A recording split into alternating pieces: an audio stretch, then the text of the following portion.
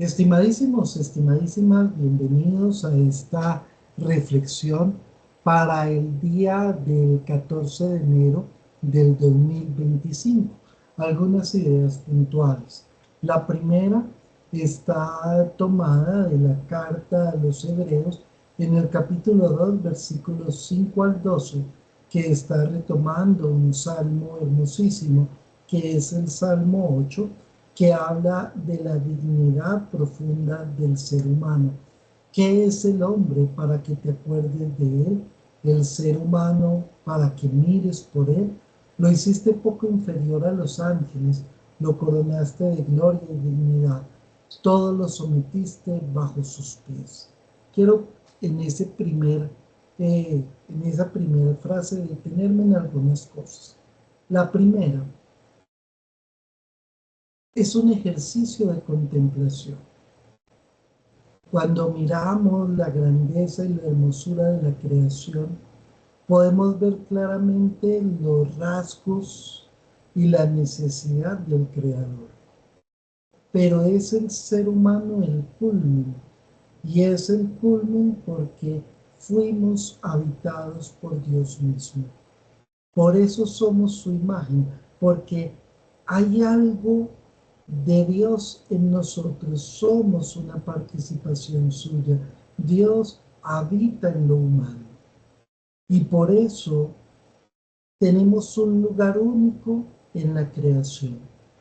En las traducciones se dice, lo hiciste poco inferior a los ángeles, pero dice en los exégetas, maestros en el tema, el fundamental de ellos, Luis Alonso Shekel, que la traducción no es muy buena porque realmente la idea es, o la traducción es, lo hiciste poco inferior a Dios.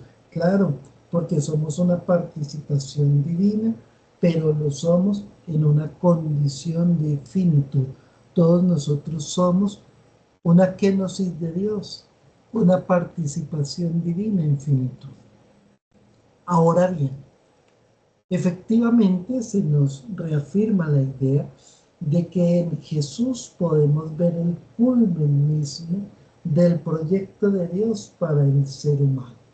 Y es por eso que Jesús es esencial para nosotros. No en el sentido en que tengamos que imitarlo dejando de ser nosotros mismos, sino en el sentido en que así como Jesús dejó que la experiencia de Dios fuera el centro de su existencia y moviera su existencia, hasta el punto de que al verlo a Él viéramos completamente al Padre, nosotros también hagamos lo mismo. Posteriormente, en el Evangelio, que está tomado del capítulo 1, versículos 21 al 28, pasan algunas cosas muy interesantes. El texto ocurre el día sábado.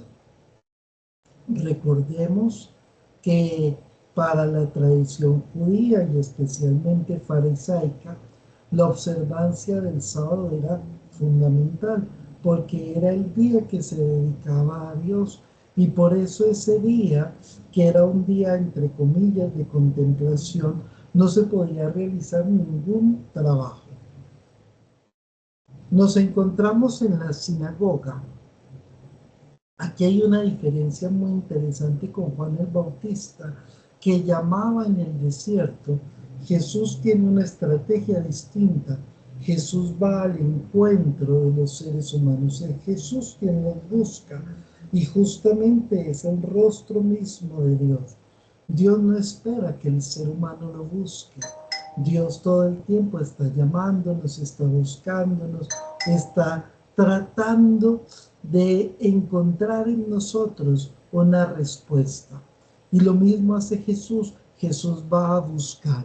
Por eso ya lo vimos a la orilla del mar y ahora lo vemos en la sinagoga, donde la gente va a escuchar la enseñanza de los maestros de la fe.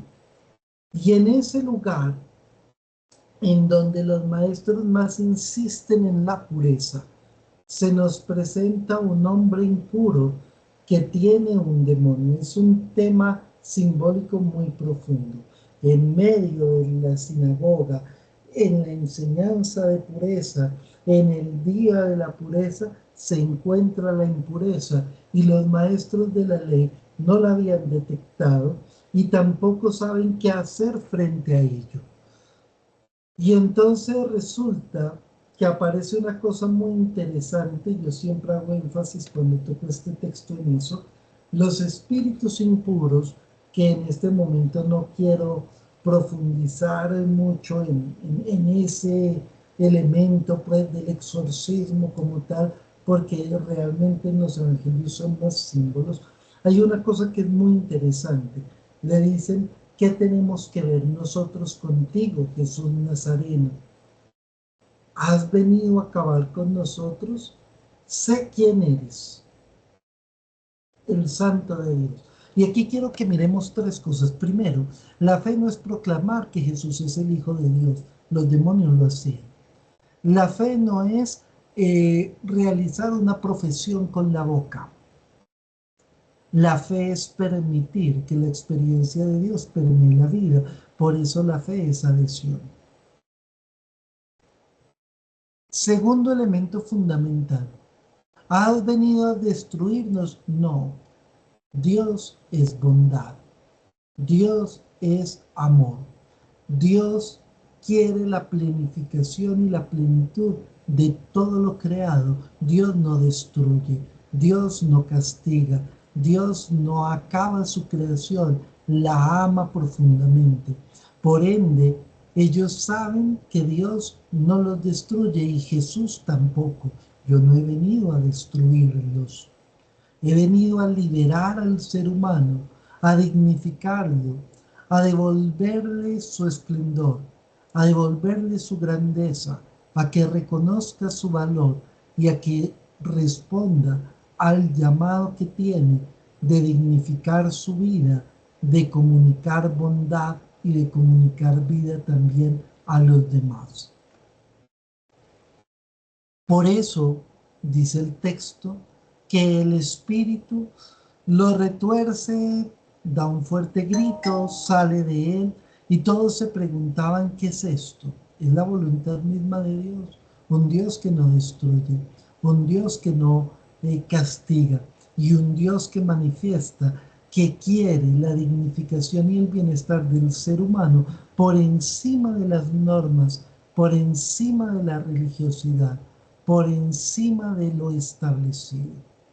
Y hay algo interesante que termina diciendo el texto, y es que Jesús enseña de una nueva manera, con autoridad.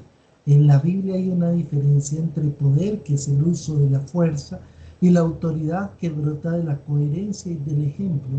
Jesús enseña con ejemplo, Jesús enseña con su vida, Jesús enseña con amor.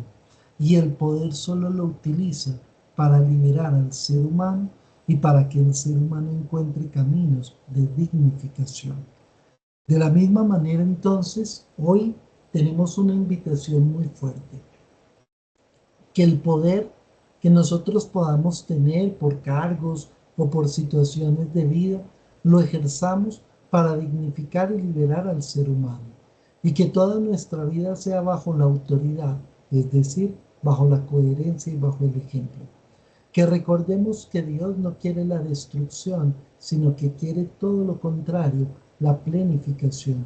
Y que por eso no destruyamos con nuestros juicios, con nuestras condenas, o a nosotros mismos o a los demás, sino que todo lo contrario, seamos instrumentos verdaderamente de salvación.